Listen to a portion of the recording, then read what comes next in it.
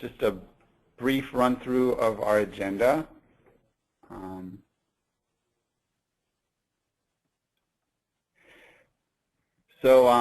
Yeah, I'm Rob Wynden. I'm going to be running through some slides on the history of CTMS and study startup tools, pros and cons to various approaches to implementing study startup solutions, and future trends.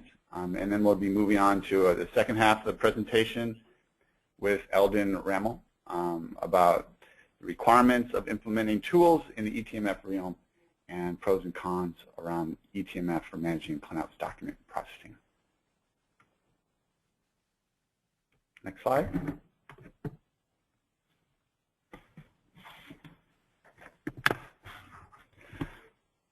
So how we got here. So CTMS was created around 30 years ago.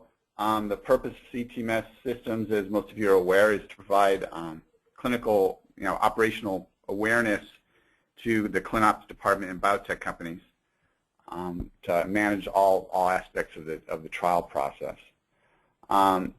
These CTMS systems were originally built to be all-encompassing, but over time, chunks of those systems have been kind of broken off either as modules of a monolithic CTMS or a purpose-built kind of best-of-breed application that are separate from the CTMS itself. So you got, just got some examples here. One would be the medicinal product dictionary that keeps track of all your molecule projects and the various names that you have for your investigational product. There's finance for tracking payment and budget with sites, for example. Project planning applications for resource assignment. Applications that help ClinOps track drug supply with manufacturing and packing and distribution.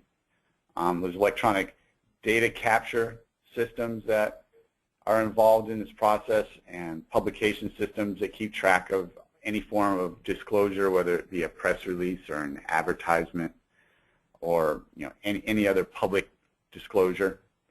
And now there's a kind of a new category in this process, which covers the opening aspects of the trial in terms of identifying sites and getting them into an activated state so that they can conduct the trial.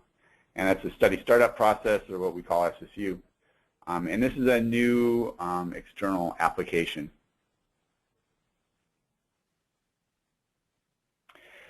So what are the current, what's the current tools for study startup and that exist in the field right now? Well, at most biotechs, this is a relatively new function. It's a trend that started maybe about 5 years ago.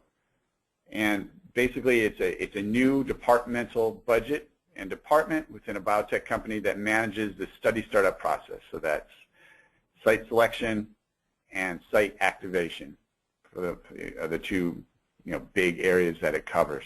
And the idea is to get your site up and trained and activated so that they can begin execution and kind of enter the trial process. Right now, this process is by and large being tracked via email, shared file drives, Office applications like Microsoft Excel that manage these documents, keep track of submissions, and whether or not you're IP release ready. This is a very complicated process. It requires a lot of individual tribal knowledge amongst the team members that keep track of what the submission requirements are. It also involves materials being updated in documents by multiple parties, and since those parties have, by and large, their own copy of Excel on their own desktops, they get out of sync pretty rapidly. It's very hard to merge. It's very hard for them to tell what overall status of the project is. So the result of that is that it doesn't help them to manage the critical path to their milestones for the study startup process. you.